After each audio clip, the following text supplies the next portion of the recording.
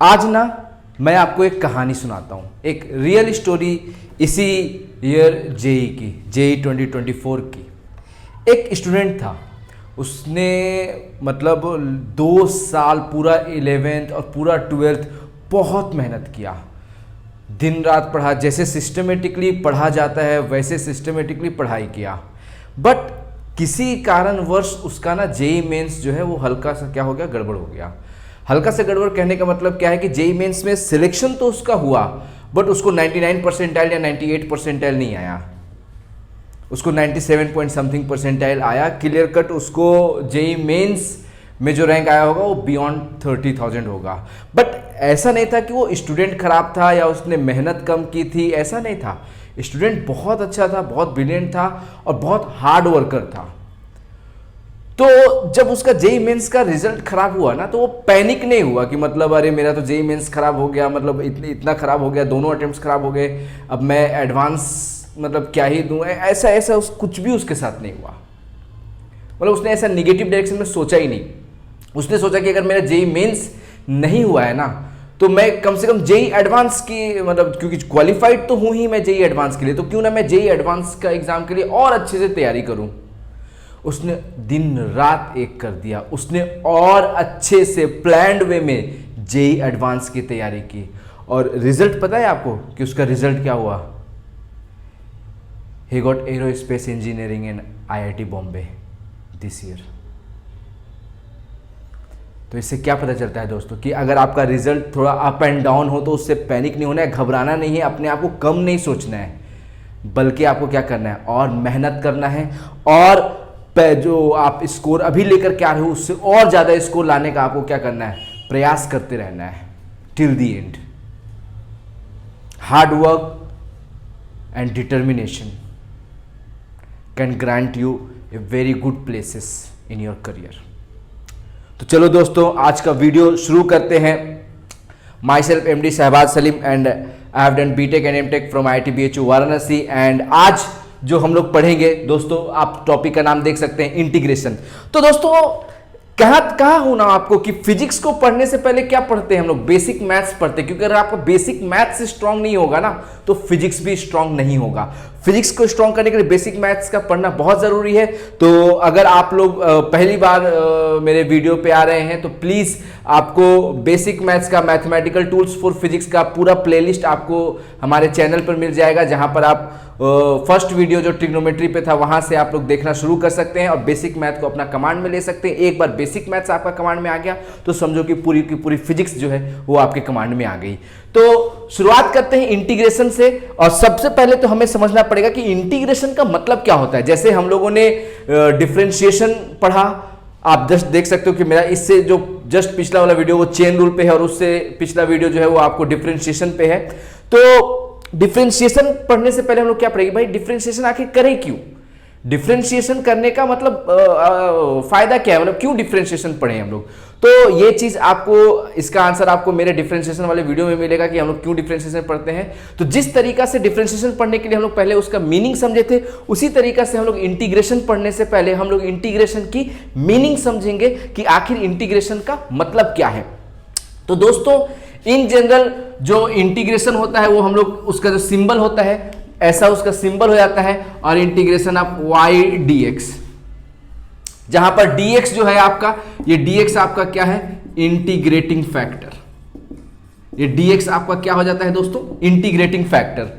तो अगर आपका इंटीग्रेटिंग फैक्टर x में है, मतलब ये है कि आप जो है इंटीग्रेशन में जो लिमिट्स पुट करेंगे वो x में पुट करेंगे। आपको इंटीग्रेशन जो है वो ऐसा आपको x dy में भी मिल सकता है, जहां पर आपका इंटीग्रेटिंग फैक्टर क्या हो जाएगा, dy आपका इंटीग्रेटिंग फैक्टर हो जाएगा, और जो आप लिमिट्स पुट करोगे वो आप y में पुट करोगे। तो आपको इतना अभी क्या है कि अभी जो आपकी बस ना शुरुआत है, अभी क्या है आपका बस शुरुआत है। तो शुरुआत में आपको इतना नहीं मतलब देखना है, आप सिंपली इंटीग्रेशन का मतलब y dx समझ सकते हो फिलहाल के लिए, ठीक। और इसमें क्या है, y dx का मतलब क्या है दोस्तों, तो अभी ये मैं आपको समझाता हूं, ठीक। तो सबसे पहले हम लोग समझेंगे कि आखिर हम लोग इंटीग्रेशन करेंगे तो क्यों करेंगे। तो मान लीजिए कि आपको ऐसा एक कर्व दिया है x वर्सेस y का, ठीक, और कर्व आपका कुछ ऐसा है। ठीक, कर्व आपका क्या है, कर्व आपका कुछ ऐसा है। आप इनिशियली मान लीजिए कुछ x1 से आपका जो है कुछ x2 तक है। अगर कोई आपसे पूछे कि बताइए ये एरिया कितना बाउंड कर रहा है, आप देख सकते हैं ये जो कर्व जो है ये x एक्सिस के साथ कुछ एरिया बाउंड कर रहा है। ये कर्व जो है वो x एक्सिस के साथ क्या कर रहा है, कुछ एरिया बाउंड कर रहा है। अगर आपसे कोई पूछ दे कि बताइए कि ये जो कर्व है आपका, ये आपका curve y is equal to कुछ f ऑफ x का कुछ एक कर्व है, कोई ऐसे पूछ दे कि बताइए ये कर्व जो है ये x एक्सिस के साथ x1 से x2 के बीच में कितना एरिया बाउंड कर रहा है। ठीक, तो आप इसका एरिया डायरेक्टली तो नहीं निकाल पाएंगे क्योंकि ये ना तो ट्रायंगल है कि आप हाफ बेस इनटू हाइट कर लोगे, या ना ये सर्कल है जो आप पाई आर स्क्वायर कर लोगे, कुछ तो ऐसा है नहीं। ये तो एक रैंडम सा कर्व है और इस रैंडम सा कर्व का जो एरिया होगा वो आप ऐसे देख करके या कोई फॉर्मूला लगा करके आप नहीं बता सकते हैं। ऐसे कर्व्स का जो एरिया बाउंडेड जो होता है आपका यहां पर एक्स एक्सिस से, वो हम लोग कैसे निकालेंगे कि आर्बिट्रारली मान लीजिए कहीं बीच में आप एक पतला सा स्ट्रिप ले लीजिए। ठीक, आप कहीं x डिस्टेंस पे एक आपका dx थिकनेस का एक पतला सा स्ट्रिप ले लीजिए, जहां पर x की वैल्यू x होगी वहां पर y की वैल्यू कुछ y हो जाएगी, हाँ कि नहीं। तो दोस्तों ये जो स्ट्रिप जो हम लोगों ने लिए हैं, ये स्ट्रिप का एलिमेंट समझे ना, अगर पूरा एरिया अगर a है तो ये स्ट्रिप का एरिया तो बहुत छोटा कुछ dA ही होगा, हाँ कि नहीं। इस स्ट्रिप का एरिया कुछ dA ही होगा और वो क्या हो जाएगा, तो आप देख सकते हैं कि ये जो स्ट्रिप जो है आपका, ये स्ट्रिप ऑलमोस्ट एक रेक्टेंगल के जैसा है और रेक्टेंगल का एरिया क्या होता है, लेंथ इनटू ब्रेथ। तो यहां पर लेंथ ये हो जाएगा और ब्रेथ क्या हो जाएगा ये, यानी इसका एरिया हम लोग क्या लिख सकते हैं, y dx। ठीक, एरिया हम लोग क्या लिख सकते हैं, y dx। तो दोस्तों अगर आप ये जो स्ट्रिप है, अगर आप ये स्ट्रिप x1 से जोड़ना शुरू करते और जोड़ते जोड़ते जोड़ते जोड़ते आप अगर पूरा x2 तक जाते तो आपको पूरा का पूरा एरिया मिल जाता कि नहीं मिल जाता। तो दोस्तों यही है क्या आपका इंटीग्रेशन। आपको बेसिकली क्या करना है, आपको पूरा एरिया अगर निकालना है तो आपको ये पूरे स्ट्रिप्स को क्या करना पड़ेगा, ऐड करना पड़ेगा, सम करना पड़ेगा। एडिशन का मतलब ही होता है, इंटीग्रेशन का मतलब ही होता है जोड़ना, इंटीग्रेट करना, जोड़ना। तो जब आप ये सारे ही स्ट्रिप्स को धीरे धीरे धीरे धीरे अगर ऐड करोगे तो आपको पूरा एरिया बाउंडेड मिल जाएगा। तो दोस्तों इंटीग्रेशन dA का इंटीग्रेशन ही आपको क्या हो जाएगा यहां पर y dx। मतलब बेसिकली हम लोग इंटीग्रेशन परफॉर्म करते हैं क्या करने के लिए, एरिया अंडर कर्व निकालने के लिए। इंटीग्रेशन हम लोग परफॉर्म किस लिए करते हैं, एरिया अंडर कर्व निकालने के लिए। यहां पर क्या है कि x1 से x2 के बीच में आपको एरिया निकालना था, तो लिमिट जो चलेगा वो x1 से x2, लोअर लिमिट जो है वो x1 हो जाएगा और अपर लिमिट जो है आपका x2 हो जाएगा। क्यों, क्योंकि आपको बोला गया था कि एरिया जो निकालेंगे आप वो x1 से x2 के बीच में निकालना है। तो यहां पर हम लोग क्लियर कट देख सकते हैं कि we perform integration to find area bounded by the curve। Okay, हम लोग इंटीग्रेट करते हैं to find area bounded by the curve, कि भाई कोई भी जो कर्व है वो कितना एरिया बाउंड कर रहा है आपका एक्स एक्सिस के साथ, वो हम लोग करते हैं, वो फाइंड करते हैं किससे, इंटीग्रेशन से। या फिर आप जैसे ये y dx है, x dy कर देंगे तो area bounded with y axis हो जाएगा। खैर ये इतना डीप जो है ये हम लोग अपना मैथ्स में पढ़ेंगे, फिजिक्स में आपको उतना नहीं पढ़ना है, लेकिन हाँ मतलब इतना भी पढ़ करके अगर आप कॉमन सेंस लगाएंगे तो फिर आपके लिए वो मतलब मैथ्स का भी इंटीग्रेशन जो है वो काफ़ी आपको सिंपल हो जाएगा। बट फिर भी जब आप क्लास 12th में मैथ्स में जब इंटीग्रेशन पढ़ेंगे तो आपको बहुत डीप में पढ़ना होगा, क्योंकि इंटीग्रेशन जेई एडवांस का one of the favourite topic है। आपको क्वेश्चंस तो काफ़ी मिलते हैं और अच्छे क्वेश्चंस मिलते हैं। तो सिर्फ फिजिक्स में इंटीग्रेशन पढ़ने से मैथ्स का इंटीग्रेशन कंप्लीट नहीं होगा, आपको मैथ्स में अलग से इंटीग्रेशन पढ़ना पड़ेगा। लेकिन हाँ, जितना इंटीग्रेशन हम आज आपको क्लास में पढ़ा रहे हैं, इतने इंटीग्रेशन से आप पूरी फिजिक्स को बहुत आराम से पढ़ सकते हो। और क्लास 12 का भी इंटीग्रेशन जब आप पढ़ोगे, जब आप डीप में जाओगे, बेसिक लेवल तो हो जाएगा। आप एनसीईआरटी बुक अगर क्लास 12 का चाहोगे कि मेरा लेक्चर पढ़ाने के बाद आप बना लो, आपसे बन जाएगा। लेकिन आप बियॉन्ड एनसीईआरटी जाने के लिए आपको थोड़ा सा और डीप में जाना पड़ेगा इंटीग्रेशन के लिए, तो उसके लिए आपको मैथ्स का प्रॉपर इंटीग्रेशन जो है वो पढ़ना पड़ेगा। तो दोस्तों इंटीग्रेशन का मतलब हम लोगों ने क्या समझा, area bounded by the curve, कि कोई कर्व एरिया कितना बाउंड कर रहा है वो हम लोग निकालते हैं कैसे, इंटीग्रेशन करके। इंटीग्रेशन बेसिकली एक मैथमेटिकल टूल है to find area under the curve.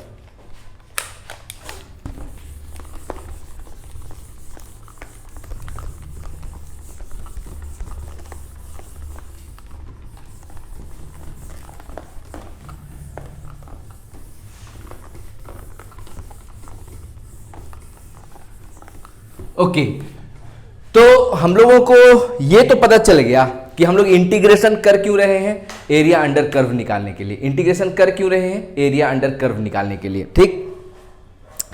तो अब एरिया अंडर, अब तो कर्व जो है, फंक्शन जो है वो तो कई तरह का हो सकता है। अगर फंक्शन कई तरह का हो सकता है तो भाई जैसे हम लोग डिफरेंशिएशन में डिफरेंट टाइप ऑफ फंक्शंस का डिफरेंशिएट करना अलग अलग सीखे थे। अलजेब्रिकल फंक्शंस को हम लोग अलग डिफरेंशिएट कर रहे थे, एक्सपोनेंशियल को अलग कर रहे थे, ट्रिग्नोमेट्री को अलग कर रहे थे। उसी तरीका से हम लोग यहां पर इंटीग्रेशन भी अलग अलग सीखेंगे, सब डिफरेंट फंक्शंस का। सबसे पहले हम लोग आते हैं किस पे, आपका अलजेब्रिकल फंक्शन पे, ठीक। आपको मैं इंटीग्रेशन करना भी सिखाऊंगा और साथ में हम लोग न्यूमेरिकल प्रैक्टिस भी करते हुए चलेंगे ताकि हम लोग का इंटीग्रेशन क्लियर होते चला जाए, ठीक। तो सबसे पहले अलजेब्रिकल फंक्शन। अलजेब्रिकल फंक्शन क्या होता है दोस्तों, तो y is equal to x का पावर n टाइप का फंक्शन, जहां पर पावर क्या होता है, कांस्टेंट होता है, बेस क्या होता है, वेरिएबल होता है, ठीक। और अलजेब्रिकल फंक्शन के बारे में आपको डिटेल में जानना है तो आप मेरा वीडियो एक है फंक्शंस पे एंड ग्राफ्स पे, आप उस वीडियो को जाकर के देख सकते हैं। तो अलजेब्रिकल फंक्शन जो होता है वो y इक्वल टू एक्स के पावर n टाइप का फंक्शन होता है। अगर हम लोग इसको इंटीग्रेट करेंगे, मतलब इंटीग्रेट करेंगे y dx करेंगे, मतलब x का पावर n dx करेंगे, ठीक। x का पावर n dx करेंगे तो इसका जो फॉर्मूला होता है दोस्तों, सिंपल डिफरेंशिएशन का थोड़ा सा आप समझ सकते हो कि तो क्या होता है, उल्टा होता है। डिफरेंशिएशन में पावर सब्ट्रैक्ट करते थे 1, और यहां पर 1 जो है वो पावर में क्या करेंगे, ऐड करेंगे, यानी ये x का पावर n प्लस 1 हो जाएगा। वहां पावर मल्टीप्लाई में आता था, यहां पावर डिवाइड में आ जाएगा, यानी n प्लस 1 डिवाइड में आ जाएगा। और लास्ट में हम लोग क्या है कि हम लोगों ने कोई लिमिट्स तो पुट किया नहीं कि हम लोग कहां से कहां तक इंटीग्रेशन कर रहे हैं। तो अगर हम लोग लिमिट्स को नहीं पुट किए हैं तो लास्ट में हम लोग एक कांस्टेंट क्या लिख देंगे, c लिख देंगे, ठीक। c क्या है वो अपने आप आपको बाद में पता चल जाएगा। c बेसिकली एक कांस्टेंट होता है, ठीक, जिसकी वैल्यू आप आराम से निकाल सकते हो। अभी आगे क्वेश्चंस आपको करवाऊंगा जिसमें आपको एकदम क्लियर हो जाएगा कि c की वैल्यू क्या होगी, ठीक। तो यहां पर दोस्तों अलजेब्रिकल फंक्शन का जो इंटीग्रेशन होता है वो सिंपली, अगर x का पावर n टाइप का फंक्शन है तो उसका इंटीग्रेशन का फॉर्मूला सिंपली क्या होता है, x का power n plus 1 by n plus 1। Last में हमने क्या किया, चूंकि लिमिट्स पुट नहीं किए थे तो एक c को क्या कर दिया, ऐड कर दिया। बोले क्लियर है।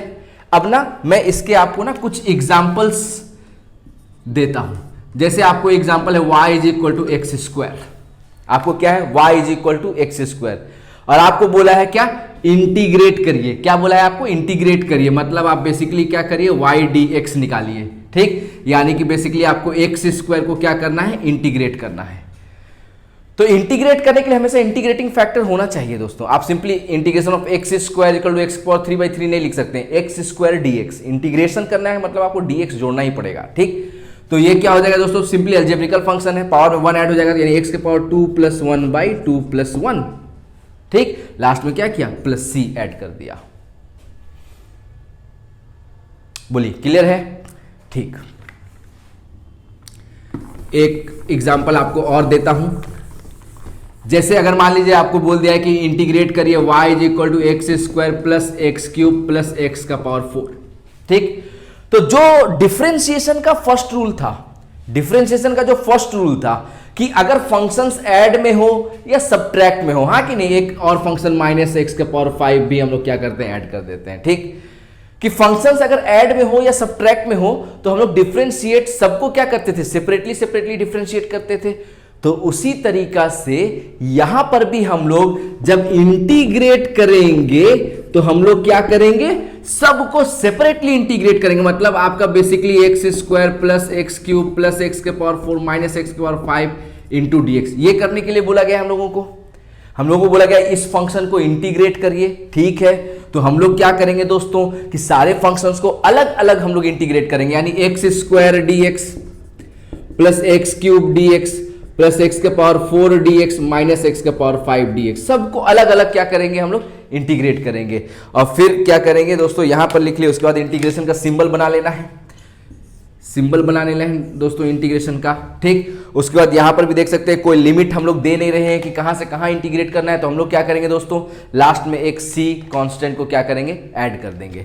ठीक, तो आपका दोस्तों मान लीजिए एक्स स्क्वायर डी एक्स क्या हो जाएगा, एक्स के पावर 2 प्लस 1 बाई 2 प्लस 1, यानी सीधे एक्स क्यूब बाई 3 इसको लिख सकते हैं। एक्स क्यूब का इंटीग्रेशन क्या हो जाएगा, एक्स का पावर 3 प्लस 1 बाई 3 प्लस 1, यानी कि एक्स का पावर 4 बाई 4। उसी तरीका से एक्स का पावर 4 का इंटीग्रेशन एक्स का पावर 5 बाई 5 माइनस है तो माइनस लगा दीजिए, एक्स का पावर 5 का इंटीग्रेशन क्या हो जाएगा, एक्स का पावर 6 बाई 6, लास्ट में एक क्या किया कांस्टेंट सी को ऐड कर दिया। ठीक, तो ये हो गया दोस्तों आपका फंक्शन क्या इंटीग्रेट, हाँ कि नहीं।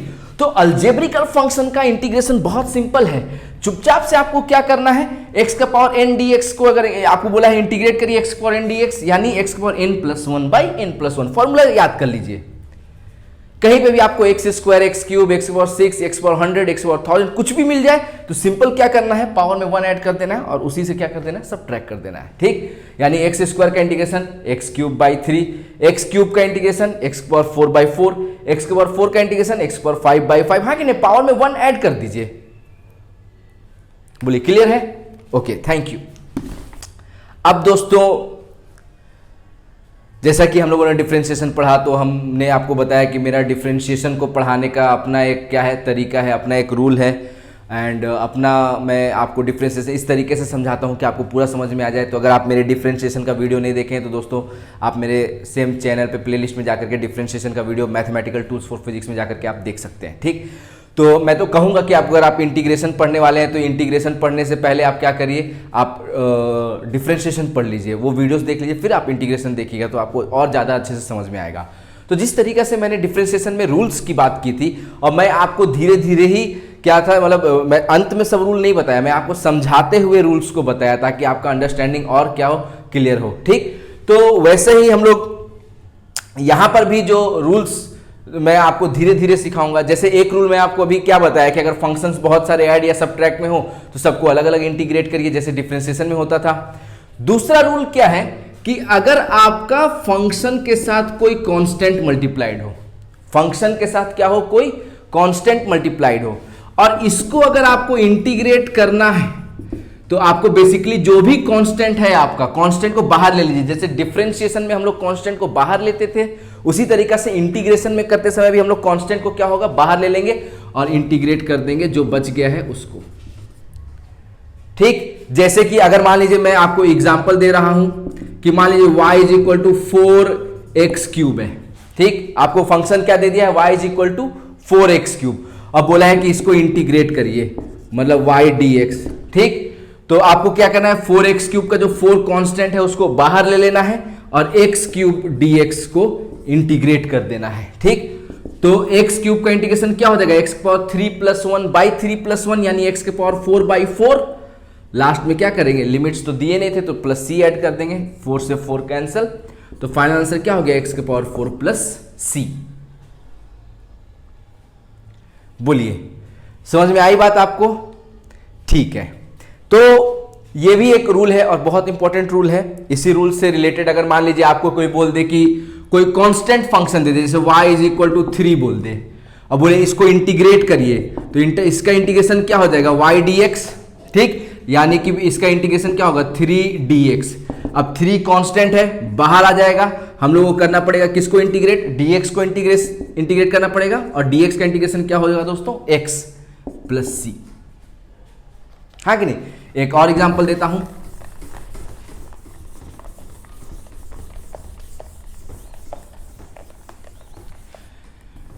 कि मान लीजिए आपको y इज इक्वल टू 100 दे दिया है, अब बोला है इसको इंटीग्रेट करिए, तो इंटीग्रेशन ऑफ y dx, यानी कि इंटीग्रेशन आपको किसको करना है, 100 dx को।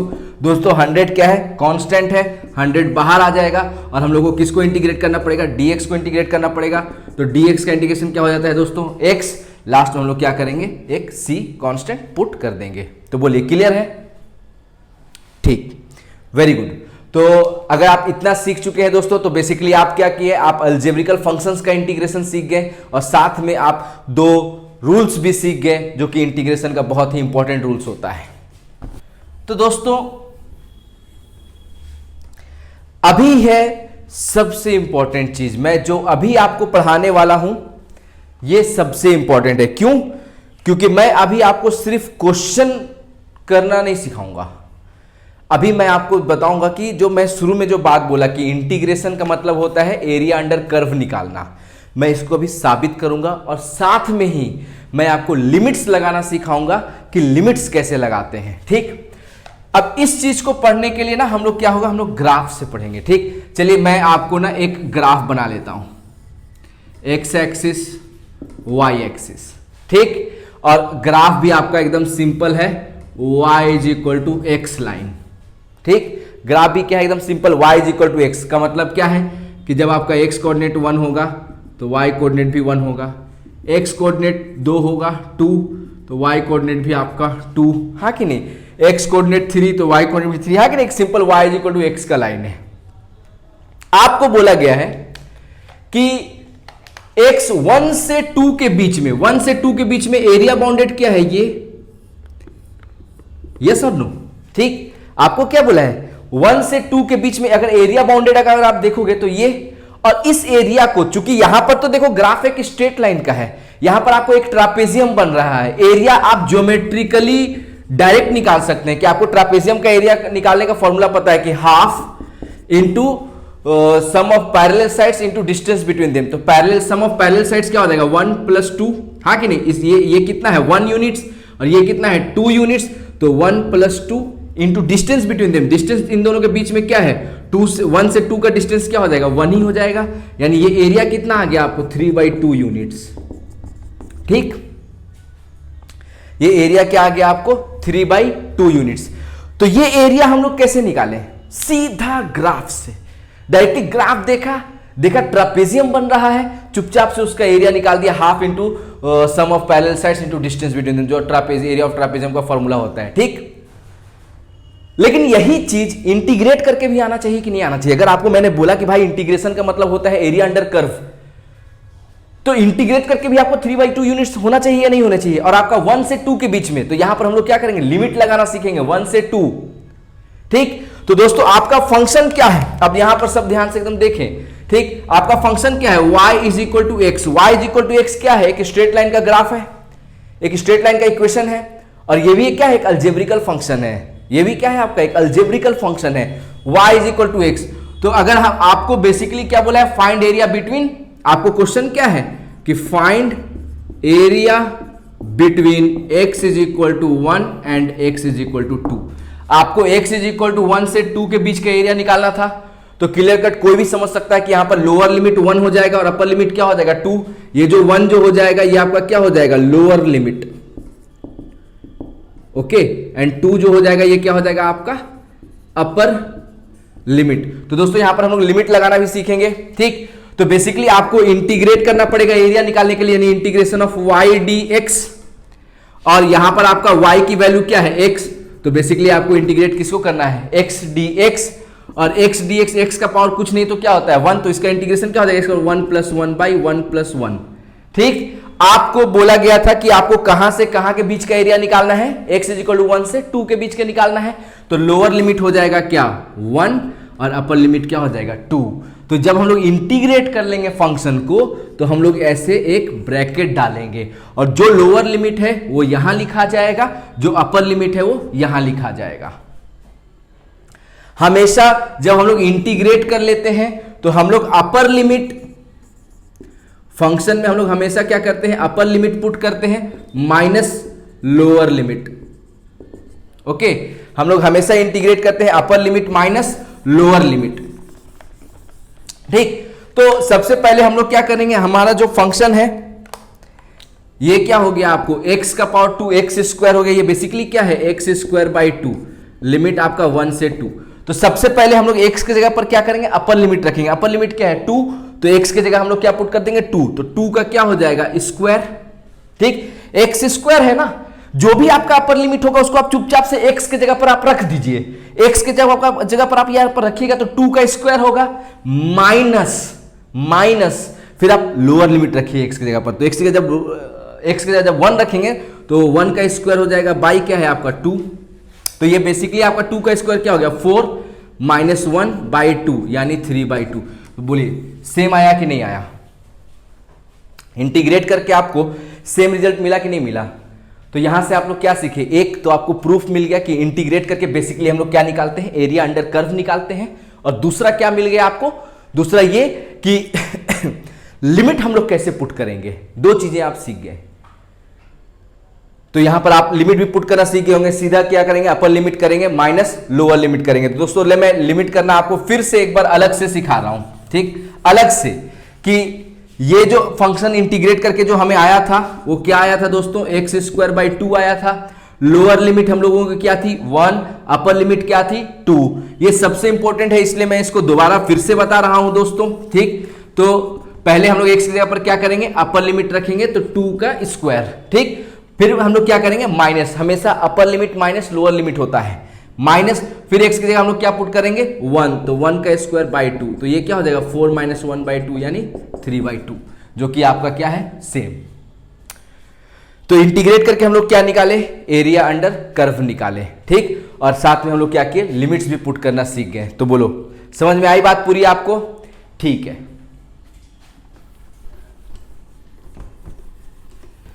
अगर आपको कहीं कुछ नहीं समझ में आता है तो आप क्या करेंगे, आप YouTube पे ही वीडियो में आप कमेंट सेक्शन में जाकर के आप कमेंट कर सकते हैं। हम लोग आपका कमेंट को, आपकी क्वेरी को आंसर करने का पूरा कोशिश करेंगे। और भी डिटेल में अगर आपको जानना है तो आप लोग मेरे टेलीग्राम चैनल पर मुझे सब्सक्राइब कर सकते हैं। आप जो चैनल है उस चैनल को ज्वाइन कर सकते हैं, वहां पर भी आप अपने क्वेरी को रेस कर सकते हैं, आपकी क्वेरी जो है वो आंसर की जाएगी।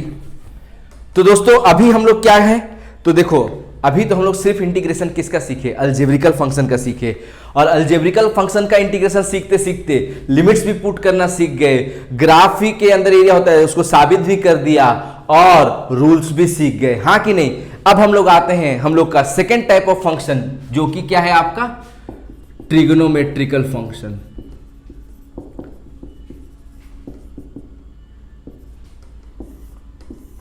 दोस्तों आपको ना एक और बात पता होनी चाहिए, क्या, कि इंटीग्रेशन और डिफरेंशिएशन एक दूसरे का क्या होता है, ऑपोजिट, रिवर्स, ठीक, रिवर्स। कैसे, तो ना एग्जांपल से समझिए। डिफरेंशिएशन तो हम लोग सीख गए हैं। अगर मैं आपको y = x² दूं और मैं बोलूं कि इसको डिफरेंशिएट करिए, तो जब आप इसको डिफरेंशिएट करेंगे dy/dx, तो x² का डिफरेंशिएशन क्या हो जाएगा 2x, हाँ कि नहीं। अगर आप डिफरेंशिएशन का वीडियो नहीं देखें तो प्लीज जाकर के आप डिफरेंशिएशन का वीडियो देख लीजिए, ठीक, फिर आप इंटीग्रेशन का वीडियो देखिए। तो y = x² है, x² का डिफरेंशिएशन क्या होता है 2x। मैं कहना यह चाहता हूं कि जब आप इस 2x को इंटीग्रेट करिएगा ना तो ये वापस से x² आएगा,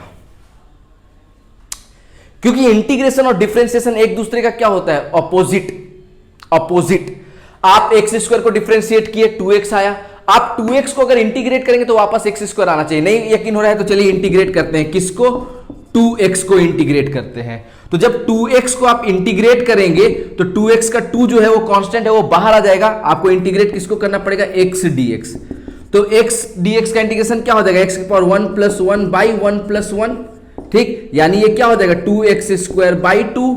तो यहां से 2 से 2 कैंसिल, तो सिंपली आपको x², वही चीज आया कि नहीं आया, बोलिए। कोई भी फंक्शन आप उठा लो, ठीक। एक और एग्जांपल दे देता हूं, जैसे y = मान लीजिए आपका क्या है x³। अगर आप इसको डिफरेंशिएट करेंगे dy/dx निकालेंगे तो क्या हो जाएगा 3x²। मैं कह रहा हूं ना कि अगर जब आप 3x² को इंटीग्रेट करेंगे ना तो वापस से x³ मिलेगा, ठीक। तो 3x² को इंटीग्रेट कर दीजिए, ठीक, 3x² को क्या कर दीजिए आप, इंटीग्रेट कर दीजिए। तो इंटीग्रेशन आपका किसको, 3x² को, ठीक। तो 3x² का 3 जो है कांस्टेंट है, बाहर आ जाएगा। आपको इंटीग्रेट करना है x² dx को, और x² dx का इंटीग्रेशन क्या हो जाएगा, x का पावर 2 + 1 यानी 3/2 + 1 यानी 3, और 3 से 3 कैंसिल, वापस से क्या मिल गया x³। x² को डिफरेंशिएट किया 2x आया, 2x को इंटीग्रेट किया एक्स स्क्वायर आया, एक्स क्यूब को डिफरेंशिएट किया 3x स्क्वायर आया, 3x स्क्वायर को इंटीग्रेट किया वापस से एक्स क्यूब आ गया। तो इसका मतलब क्या समझ में आया हम लोगों को कि डिफरेंशिएशन और इंटीग्रेशन एक दूसरे का क्या होता है, अपोजिट। साइन थीटा को डिफरेंशिएट करते थे कॉस थीटा आता था, तो कॉस थीटा को इंटीग्रेट करेंगे साइन थीटा आ जाएगा, हाँ कि नहीं, रिवर्स। क्या, रिवर्स। डिफरेंशिएशन और इंटीग्रेशन जो है वो एक दूसरे का क्या होता है, रिवर्स होता है दोस्तों, रिवर्स। तो चलिए ये आपको बस अभी मैं, चूंकि आप लोग अलजेब्रिकल फंक्शन का इंटीग्रेशन सीख चुके हैं, इसलिए मैं आपको अलजेब्रिकल फंक्शन का इंटीग्रेशन का एग्जांपल से मैं आपको समझाया कि इंटीग्रेशन और डिफरेंशिएशन एक दूसरे का क्या होता है, रिवर्स होता है। ठीक, अब आते हैं ट्रिग्नोमेट्रिकल फंक्शंस पे। क्यों, क्योंकि ट्रिग्नोमेट्रिकल फंक्शंस का जो इंटीग्रेशन है ना, आप देखो आप बहुत सारे फॉर्मूलाज नहीं रट सकते हो। मैं आपको क्लियर कह देना चाहूंगा कि रटना वटना जो है ना, ये फिजिक्स में नहीं होता। फिजिक्स में अगर आप रटना शुरू कर दोगे ना, आप फिजिक्स से दूर हो जाओगे। फिजिक्स को समझा जाता है, तो ज़्यादा रटने पर मैं भरोसा नहीं रखता हूँ, विश्वास नहीं रखता हूँ। मेरा मानना है कि अगर आप किसी भी चीज़ को अच्छे से अगर समझ गए तो फिर आपको क्या हो जाएगा कि वो चीज़ आपको अच्छे से आ जाएगी। ठीक, तो समझना इंपॉर्टेंट है, रटना इंपॉर्टेंट नहीं है। तो इसलिए अगर आप डिफरेंशिएशन के फॉर्मूलाज को अगर रट लोगे तो इंटीग्रेशन का अलग से रटने का जरूरत नहीं है, आपको रिवर्स बस कर देना है। जैसे कि साइन थीटा का डिफरेंशिएशन कॉस थीटा था, तो कॉस थीटा का इंटीग्रेशन, कॉस थीटा का integration cos theta D theta, ये क्या हो जाएगा आपको, साइन थीटा। अगेन लिमिट्स नहीं लगाए हैं तो क्या कर देंगे, प्लस सी। ठीक, तो ये बाय डिफॉल्ट आप अंडरस्टूड रखना कि लिमिट नहीं लग रहा है तो लास्ट में आपको एक सी को क्या करना पड़ेगा, ऐड करना पड़ेगा। ठीक, साइन थीटा को डिफरेंशिएट किया कॉस थीटा आया, कॉस थीटा को इंटीग्रेट किया साइन थीटा आया। कॉस थीटा को डिफरेंशिएट करते थे तो माइनस साइन थीटा होता था, तो हम लोग जब साइन थीटा को इंटीग्रेट करेंगे तो वो माइनस कॉस थीटा हो जाएगा। ठीक, साइन को डिफरेंशिएट किया कॉस आया, ठीक, कॉस को इंटीग्रेट किया साइन आया, कॉस को डिफरेंशिएट किया माइनस साइन आया, तो साइन को इंटीग्रेट किया तो माइनस कॉस आ गया, हाँ कि नहीं। टेन थीटा का डिफरेंशिएट किए थे तो सेक स्क्वायर थीटा आया था, तो अगर हम लोग सेक स्क्वायर थीटा को इंटीग्रेट करेंगे तो क्या आ जाएगा, टेन थीटा, हाँ कि नहीं। टेन थीटा को डिफरेंशिएट करोगे सेक स्क्वायर थीटा आएगा, सेक स्क्वायर थीटा को इंटीग्रेट करेंगे तो टेन थीटा आ जाएगा। ठीक, तो कॉस थीटा का integration sine theta, sine theta का integration minus cos theta, sec square theta का टेन थीटा। जो भी आपको डिफरेंशिएशन का फॉर्मूला याद है आप उसको इंटीग्रेशन में लगा लीजिए। ठीक, जैसे कि कॉट थीटा को डिफरेंशिएट किए थे तो क्या आया था, कॉसेक स्क्वायर थीटा। तो अगर हम लोग कॉसेक स्क्वायर थीटा को इंटीग्रेट करेंगे तो क्या आ जाएगा, माइनस कॉट थीटा। ठीक, जैसे कॉट थीटा को डिफरेंशिएट किया तो माइनस कॉसेक स्क्वायर थीटा आया, तो कॉसेक स्क्वायर थीटा को इंटीग्रेट करेंगे तो माइनस कॉट थीटा आएगा, हाँ कि नहीं। सेक थीटा को डिफरेंशिएट किया तो सेक थीटा टेन थीटा आया, तो अगर हम लोग सेक थीटा टेन थीटा को इंटीग्रेट करेंगे तो वापस से क्या आ जाएगा आपको, सेक थीटा। ठीक, उसी तरीका से लास्ट में आपका क्या बच गया, कॉसेक थीटा। तो कॉसेक थीटा को डिफरेंशिएट किए थे तो क्या आया था, cosec theta into cot theta.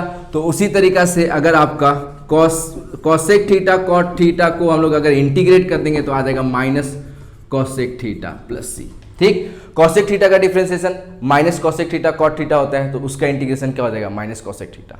ठीक, तो जो भी डिफरेंशिएशन का फॉर्मूला आप लोग रटे हैं आप उसी को इस्तेमाल करिए इंटीग्रेशन में, अलग से कोई फॉर्मूला रटने की जरूरत नहीं है। आपने वो फॉर्मूलाज याद कर लिए, काफी है। उसी को क्या करना है, आपको बेसिकली रिवर्स करना है। तो प्लीज वीडियो को पॉज कर लीजिए और पॉज करके आप लोग ये फॉर्मूलाज को नोट कर लीजिए। इतना फॉर्मूला फिलहाल के लिए क्या है आपका, काफी है। लास्ट में दोस्तों आपका